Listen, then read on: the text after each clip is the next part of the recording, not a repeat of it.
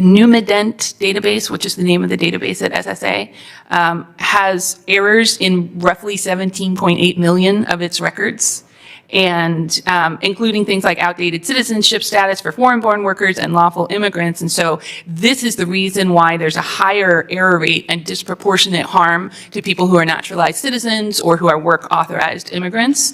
And so in order to correct all of those things, you would have to consolidate across federal and state systems a massive amount of personal data, and then it would need to be continuously updated. Illinois wants people to think that checking legal workers is somehow risky. Yet allowing millions of illegal workers to quietly blend into the economy is treated as normal.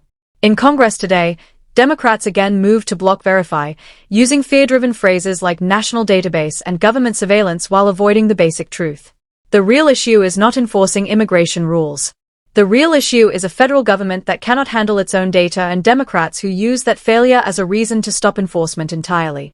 If you're done with the narrative games and want straight facts, subscribe.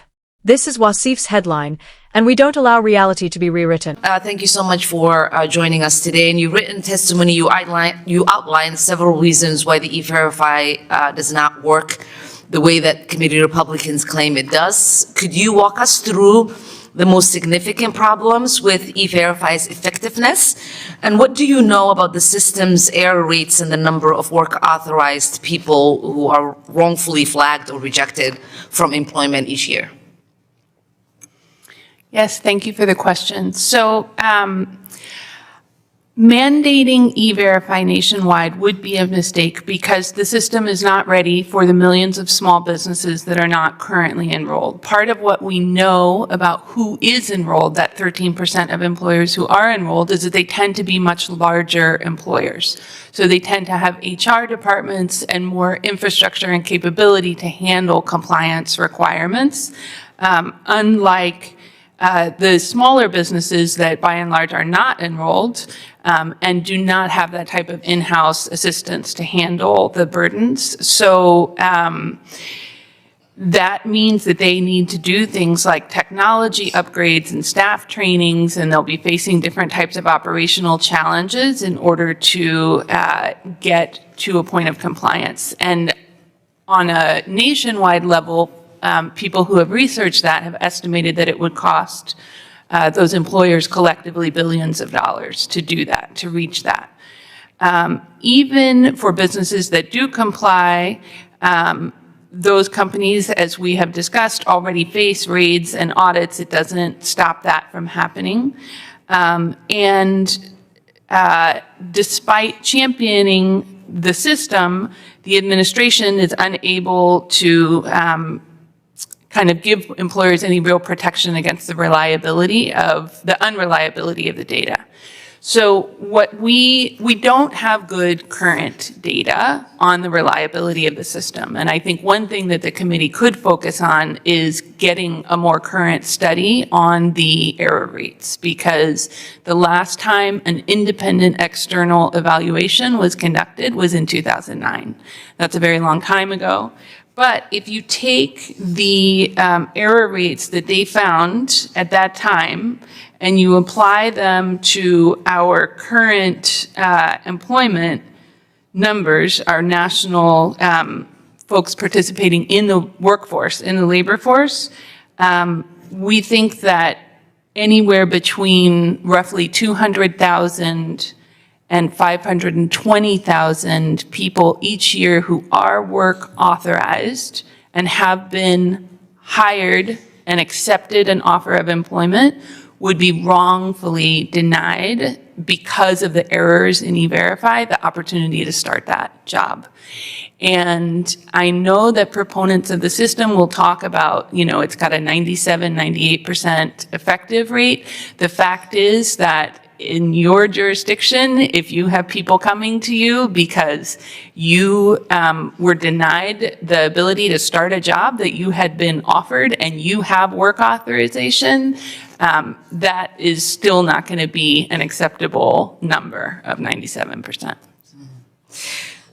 Ms. Han, do you think the federal government should create this kind of national database for workers? And why does this idea give you a pause? Yeah, so I think in order for E-Verify to function properly, it would require a massive consolidation of data that does not currently exist, right? We would need state agencies and federal agencies.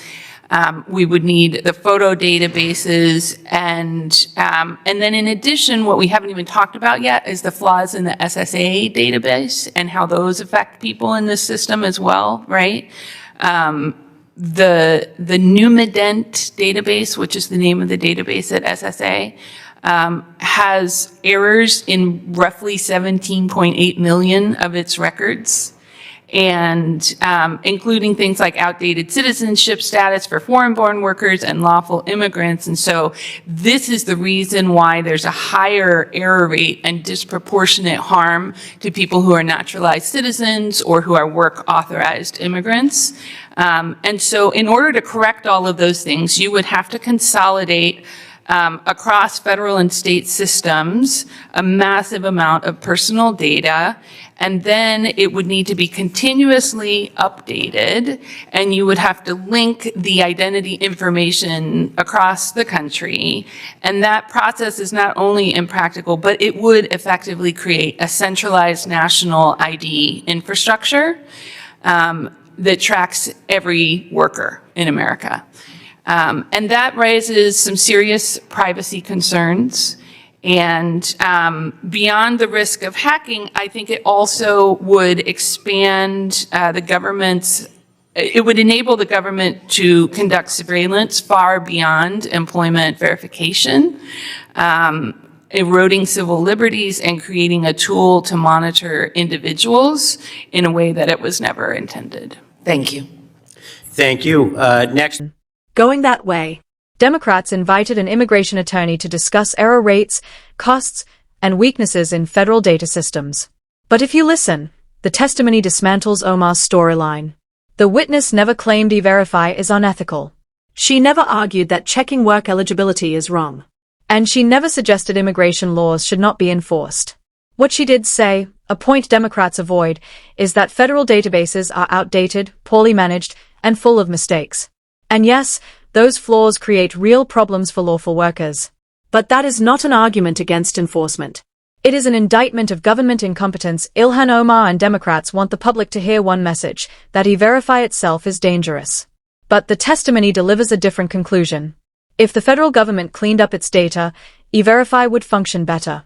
Instead of repairing the system, Democrats use those flaws as an excuse to block enforcement, a stance which benefits illegal labor and the political interests tied to it. Notice the sleight of hand. When Republicans say, verify legal workers and protect American jobs, Democrats respond by pretending Republicans want a surveillance state. That is not what E-Verify does. It is a fear tactic. The witness admitted that database errors disproportionately harm lawful immigrants and naturalized citizens. So the answer is not to eliminate E-Verify. The answer is to fix government records and enforce immigration law properly.